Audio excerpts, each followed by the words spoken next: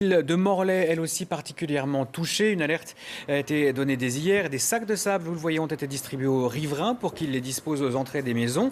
Le stationnement a été interdit dans les rues menacées. On a aussi demandé aux habitants de sortir les véhicules garés dans les parkings souterrains. On fait le point avec notre envoyée spéciale à Morlaix, Anne-Sora Dubois. Ce qui frappe ce matin dans la ville de Morlaix, c'est qu'on dirait que rien ne s'est passé. Il y avait 50 cm d'eau il y a encore 24 heures dans le centre-ville, jusqu'à 1,40 m dans les parkings. Heureusement, l'eau a déserté le sol, vous le voyez autour de nous. Malheureusement, c'est une accalmie qui va être de courte durée. En effet, on attend une très grosse perturbation à partir de lundi. Des pluies soutenues, des vents très violents et surtout les Morlaisiens le savent bien, c'est un mauvais indice. Des coefficients de marée beaucoup plus élevés que celui de la nuit de Noël.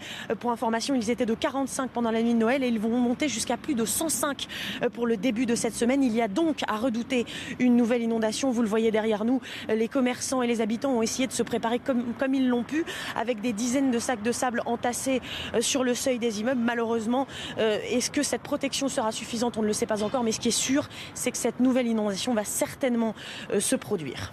Anne-Sora Dubois.